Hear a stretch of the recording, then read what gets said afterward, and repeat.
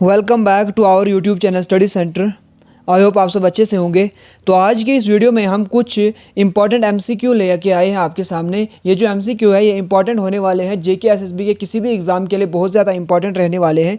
आज का जो टॉपिक है जिस पे हम एमसीक्यू लेके आए हैं ये टॉपिक है JNK रीऑर्गेनाइजेशन एक्ट। आपको पता है, अगर पिछले साल हम बात करें JKPSI का, पिछले साल नहीं बल्कि इसी साल जो मार्च में एग्जाम हुआ था JKPSI में, उसमें अराउंड 10 to 12 क्वेश्चंस इस JNK रीऑर्गेनाइजेशन से पूछा गया था। इसके अलावा अगर फाइनेंस अकाउंट असिस्टेंट की बात करें या जो भी फ्यूचर में एग्ज़ाम आने वाले हैं, हर एक में Jammu and Kashmir reorganisation act एक इम्पॉर्टेंट इम्पॉर्टेंट पार्ट अदा करने वाला है। इसीलिए मुझे उम्मीद है कि आप सब ने ये पढ़ा होगा। तो इस पर हम MCQ लेके आएंगे। यहाँ पे MCQ में हम क्या करेंगे, एक तो MCQ सॉल्व करेंगे, उसके अलावा जो भी ऑप्शंस होंगे ऑप्शंस को भी हम 1 by 1 यहाँ पे डिस्कस करेंगे, ताकि जो भी आपने पढ़ा है JNK रीऑर्गेनाइजेशन एक्ट में वो आपको रिवाइज हो जाए और जो चीज़ें आपको नहीं आती वो आप सीख जाओगे और खुद से अपने नोट्स पे, अपनी बुक्स पे भी रिवाइज कर लोगे। तो यही मेरा मोटिव है यहाँ पे MCQ ये सीरीज़ लाने की। तो सबसे पहले हम यहाँ पे स्टार्ट करेंगे। जो आज का टॉपिक है वो है Jammu and Kashmir reorganisation act. उसमें हार्डली मैंने 6 से 7 क्वेश्चंस लाए हैं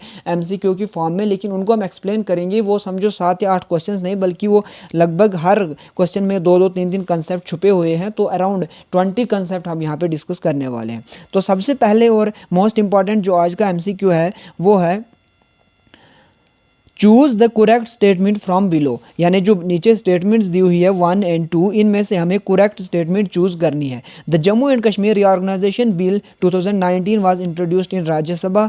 Jammu and Kashmir reorganisation bill made the union territory of Ladakh without legislature. तो बोला गया कि इनमें से कौन सा करेक्ट स्टेटमेंट है। देखिए, पहला स्टेटमेंट बोला गया कि जम्मू एंड कश्मीर बिल जो है वो इंट्रोड्यूस हुई थी राज्यसभा में। तो ये जो पहली स्टेटमेंट है ये बिल्कुल सही है, क्योंकि जो JNK रीऑर्गेनाइजेशन बिल है वो इंट्रोड्यूस हुई थी राज्यसभा में। कब इंट्रोड्यूस हुई थी? वो इंट्रोड्यूस हुई थी 5 अगस्त 2019 को। और किसने इंट्रोड्यूस करी थी? ये करी थी होम मिनिस्टर ऑफ इंडिया। और कौन थे home minister? Amit Shah. The home minister of India has introduced the JNK reorganisation bill in Rajya Sabha on 5 August 2019। और सेम डे, इसी दिन 5 अगस्त को ही ये बिल राज्यसभा में पास हो गई थी। 6 अगस्त को ये लोकसभा में पास हुई। 9 अगस्त को इसी JNK रीऑर्गेनाइजेशन बिल को प्रेसिडेंट का असेंट मिल गया। और उसके बाद 31 अक्टूबर 2019 से ये JNK रीऑर्गेनाइजेशन एक्ट जो था वो लागू हो गया यहाँ पे।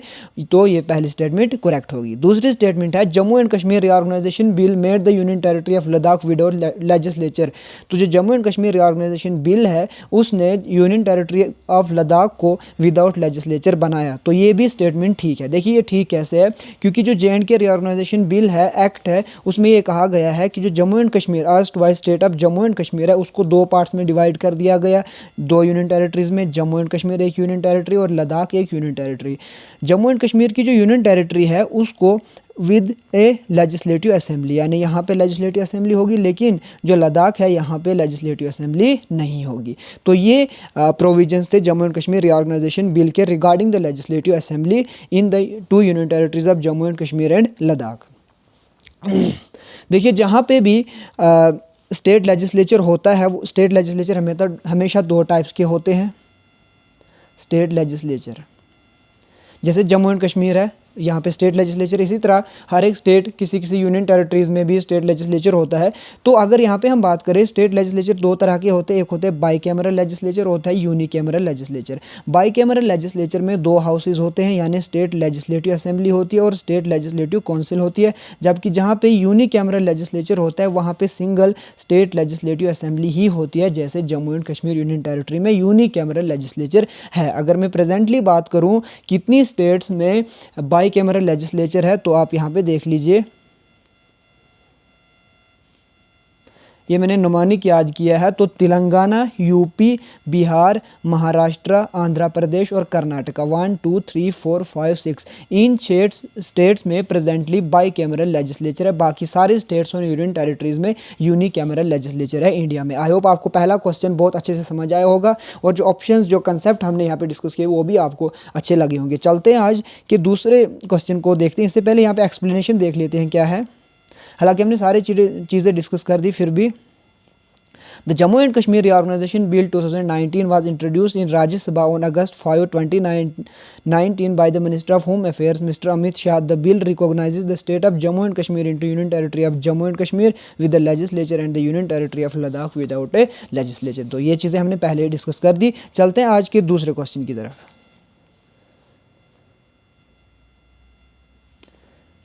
आज का दूसरा क्वेश्चन है विच डिस्ट्रिक्ट्स आर इंक्लूडेड इन, हाँ आंसर ऊपर वाले का जो क्वेश्चन नंबर 1 था, यानी जो क्वेश्चन नंबर 4 यहाँ पे लिखा है, तो हम इसी के अकॉर्डिंग जाएंगे। इसका राइट आंसर हो जाएगा बोथ 1 एंड 2, यानी ये दोनों बोथ 1 एंड 2 इसके राइट आंसर हो जाएगा।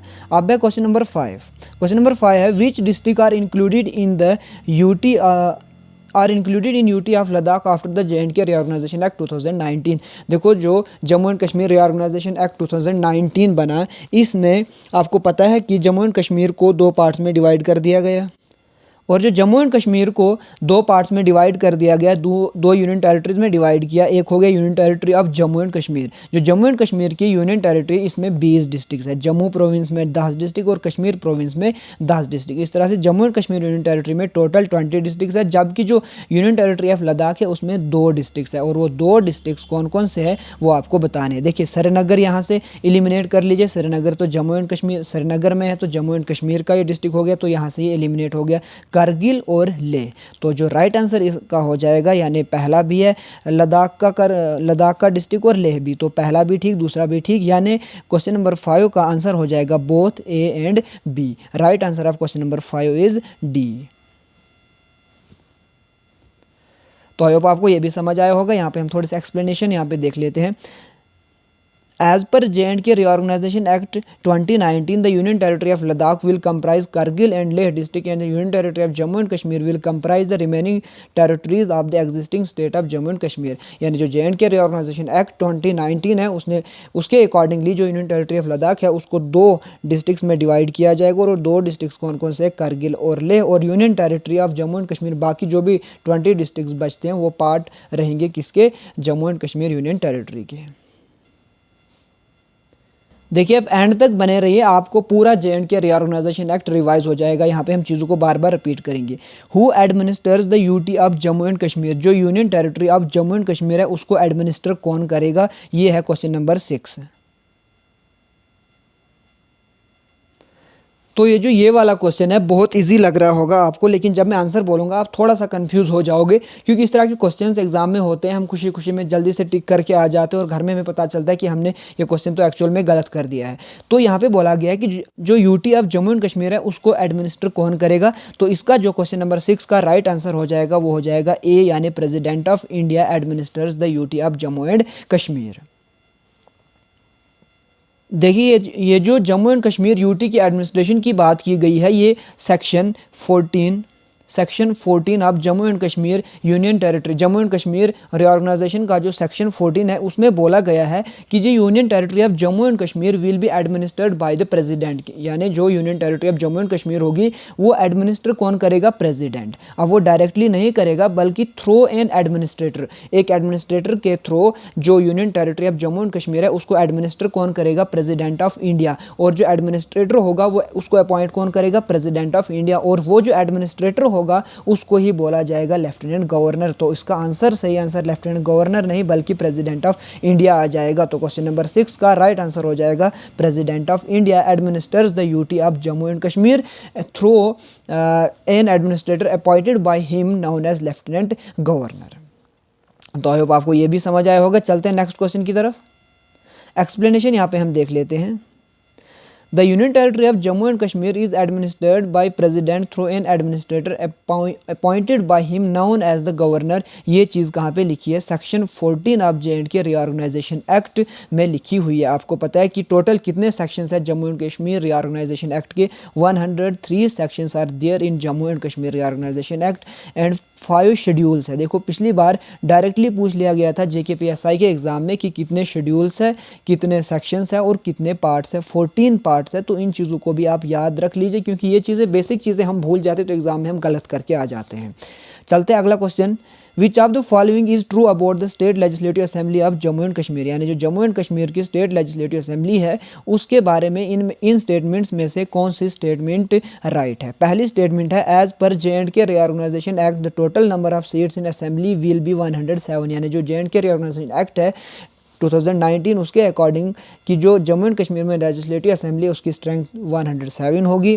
Out of 107 seats 24 seats would be vacant on account of certain areas of Jammu and Kashmir being under the occupation of Pakistan. उसमें बोला गया है कि 24 सीट्स रहेंगे रिजर्व किसके लिए, पाकिस्तान ऑक्यूपाइड कश्मीर के लिए। तो क्वेश्चन पूछा गया है कि इनमें से कौन सी स्टेटमेंट राइट है। देखिए अगर पहले स्टेटमेंट की बात करें, एज पर J&K reorganisation act total strength बोली गई है कि जो लेजिस्लेटिव असेंबली की होगी वो होगी 107, तो ये हो गया करेक्ट आंसर। और उसमें बोला गया है 107 में जो 24 सीट्स है वो पाकिस्तान ऑक्यूपाइड कश्मीर के लिए रिजर्व रहेंगी, जैसे पहले भी था 2019 से पहले जब जम्मू एंड कश्मीर एक स्टेट थी, तो कंटिन्यू इसी चीज़ को कंटिन्यू किया गया, तो सेकंड स्टेटमेंट भी राइट हो जाएगी। तो दोनों स्टेटमेंट्स राइट है, तो क्वेश्चन नंबर 7 का हो जाएगा सी पार्ट आंसर, यानी both 1 and 2 are right statement. Explanation देख लेते हैं एक बार। The bill provides for legislative assembly for union territory of Jammu and Kashmir. The total number of seats in the assembly will be 107। Of these 24 seats will remain vacant on account of certain areas of Jammu and Kashmir being under the occupation of Pakistan. तो यही था इसका explanation जो मैंने आपको पहले ही समझा दिया। Question number 8, who was the chief drafter of article 370। आपको पता है कि आर्टिकल 370 अब जो एब्रोगेट हो चुका है, वही जब 5 अगस्त को इंट्रोड्यूस की गई थी बिल, तो उसके बाद ही उसको 370 को एब्रोगेट कर दिया गया था। तो ये इंट्रोड्यूस हुआ था 1954 में बाय प्रेसिडेंशियल ऑर्डर।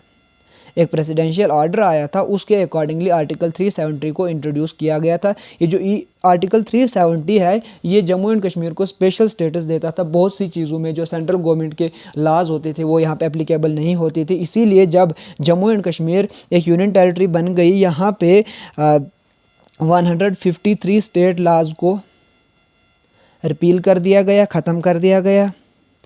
जो 166 स्टेट लॉज थे उनको कंटिन्यू किया गया, और 106 जो सेंट्रल लॉज थे उनको यहाँ पे एप्लीकेबल किया गया। यानी ओवरऑल अगर बात करें 153 जो स्टेट लॉज थे उनको रिपील कर दिया गया, 166 जो स्टेट लॉज थे उनको कंटिन्यू किया गया, और 106 जो सेंट्रल लॉज थे जो पहले एप्लीकेबल नहीं थे जम्मू एंड कश्मीर स्टेट में, अब जब यूनियन टेरिटरी बनी तो ये 106 लॉज को भी यहाँ पे एप्लीकेबल कर दिया गया है। तो इतनी ज़्यादा चेंजेस हुई जब आर्टिकल 370 यहाँ से हटा, तो ये सब चीज़ें रोक रहा था कौन, आर्टिकल 370 जो 1954 में बाय प्रेसिडेंशियल ऑर्डर इंट्रोड्यूस हुआ था। अब यहाँ पे क्वेश्चन पूछ रहा है कि who was the chief drafter of article 370, यानी जो चीफ ड्राफ्टर था आर्टिकल 370 का वो कौन था। तो क्वेश्चन नंबर 8 का राइट आंसर हो जाएगा एन गोपाल स्वामी अयंगर, यानी जो एन गोपाल स्वामी अयंगर था यही चीफ ड्राफ्टर थे आर्टिकल 370 के। एक्सप्लेनेशन पे एक नज़र डाल देते हैं। Nehru appointed Ayyangar as a cabinet minister without portfolio and asked him to look into the affairs of Kashmir after its accession. He is basically the reason for autonomy to the state. Nehru ने appoint किया था अयंगर को एक कैबिनेट मिनिस्टर, और उसको कोई भी portfolio नहीं दिया था। यानी जो भी कैबिनेट मिनिस्टर होता है उसको कोई ना कोई, जैसे डिफेंस मिनिस्ट्री दे दी जाएगी, फाइनेंस मिनिस्टर बना दिया जाएगा, लेकिन जो नेहरू ने कृष्ण स्वामी अयंगर को अपॉइंट किया था कैबिनेट मिनिस्टर, क्योंकि प्राइम मिनिस्टर थे तब पंडित जवाहरलाल नेहरू, तो जो मिनिस्टर्स हैं उनको अपॉइंट रिकमेंड कौन करता है, प्राइम मिनिस्टर रिकमेंड करता है प्रेसिडेंट को, फिर प्रेसिडेंट अपॉइंट करता है उनको एज ए मिनिस्टर। लेकिन इसको कैबिनेट मिनिस्टर बनाने के बावजूद भी इसने कोई भी पोर्टफोलियो नहीं दिया, क्योंकि इसने उनको रखा था कि जो कश्मीर के अफेयर्स है उनको देखने के लिए रखा था। तो जो चीफ ड्राफ्टर थे 1954 में जो आर्टिकल 370 को इंट्रोड्यूस किया गया था वो कौन थे, वो थे अयंगर साहब, यानी एन गोपाल स्वामी अयंगर। चलते क्वेश्चन नंबर 9 की तरफ। क्वेश्चन 9 है अंटिल J&K रीऑर्गेनाइजेशन एक्ट 2019, यानी जो Jammu and Kashmir reorganisation act 2019 बना उससे पहले the Lok Sabha seats delimitation in Jammu and Kashmir was control by, यानी जो लोकसभा सीट्स की डिलिमिटेशन होती थी जम्मू कश्मीर में उसको कंट्रोल कौन करता था। तो आप देखिए एक बार इसका राइट आंसर क्या होगा, फिर मैं आपको यहाँ पे बताऊँगा और एक्सप्लेन भी करेंगे चीज़ों को। तो इसका यहाँ पे स्ट्रेट फॉरवर्ड आंसर हो जाएगा, इसका जो राइट आंसर है 9th का वो हो जाएगा बी यानी कॉन्स्टिट्यूशन ऑफ इंडिया। एक्सप्लेनेशन पे एक नज़र देते हैं। Explanation, until Jammu and Kashmir reorganisation bill the delimitation of Lok Sabha seats in Jammu and Kashmir was governed by the constitution of India. Question number 10 पे आ जाते हैं। Who was the ruler of Jammu and Kashmir to sign the instrument of accession with India. वो कौन सा ruler था Jammu and Kashmir का जिसने इंस्ट्रूमेंट ऑफ एक्सेशन इंडिया के साथ साइन किया था। तो इसका जो राइट आंसर हो जाएगा वो हो जाएगा ए यानी महाराजा हरि सिंह ने इंस्ट्रूमेंट ऑफ एक्सेशन साइन किए थे ब्रिटिशर्स के साथ जम्मू एंड कश्मीर की जो इंस्ट्रूमेंट ऑफ एक्सेशन थे, जिसके बाद ब्रिटिशर्स के साथ नहीं बल्कि इंडियन गवर्नमेंट के साथ। यहाँ पे हम एक्सप्लेनेशन एक बार दे देते हैं। Maharaja Hari Singh signed the instrument of accession in favour of Indian union on 26 October 1947। आपको पता है कि 26 अक्टूबर 1947 से पहले जब इंडियन स्टेट्स डिवाइडेड थी प्रिंसली स्टेट्स में, तो सारी की सारी प्रिंसली स्टेट्स को ये यूनियन गवर्नमेंट इंडियन गवर्नमेंट ने, और जो भी मतलब ब्रिटिश इंडिया था, जो प्रिंसली स्टेट्स थी उनको 3 ऑप्शन दे दिया गया। 3 ऑप्शन क्या दिया गया, आप या तो इंडिया के साथ ज्वाइन करो, या तो पाकिस्तान के साथ ज्वाइन करो, या तो इंडिपेंडेंट रहो। तो सारी की सारी स्टेट्स ने या तो इंडिया के साथ ज्वाइन कर दिया, किसी ने पाकिस्तान के साथ ज्वाइन कर दिया। 3 स्टेट्स रह गई। 3 स्टेट्स कौन कौन सी थी, एक था कश्मीर, एक था जूनागढ़ और एक था हैदराबाद। ये 3 स्टेट्स रह गई जो इंडिपेंडेंट रही। उनमें से कश्मीर भी थी जिन्होंने ना ही पाकिस्तान के साथ और ना ही इंडिया के साथ ज्वाइन किया। लेकिन अक्टूबर में जब अटैक हुआ कश्मीर पे, तो इमरजेंसी सिचुएशन में महाराजा हरि सिंह ने इंडियन गवर्नमेंट के साथ इंस्ट्रूमेंट ऑफ एक्सेशन साइन किया, और जो जम्मू एंड कश्मीर था वो एक पार्ट बन गया किसका, इंडिया का। तो ये इंस्ट्रूमेंट ऑफ एक्सेशन किसने साइन किया था, महाराजा हरि सिंह ने, जो कि तब यहाँ के महाराजा थे। और एक कब साइन किया था, 26 अक्टूबर 1947 में। तो ये थे आज के इंपॉर्टेंट कुछ 5-6 क्वेश्चंस। आई होप आपको समझ आए होगा। अगर आपको अच्छा लगा तो इसी तरह के वीडियोस में कंटिन्यू लाऊंगा, एक सीरीज़ चलाऊंगा अलग अलग टॉपिक्स पे। आप कमेंट बॉक्स में लिख लीजिए कौन सा टॉपिक आपको चाहिए जिस पे आप रिवाइज करना चाहोगे। तो आई होप आपको वीडियो अच्छा लगा होगा। आज की वीडियो में इतना ही रखते हैं, मिलते हैं नए वीडियो में, तब तक के लिए अपना ख्याल रखिए। Thank you.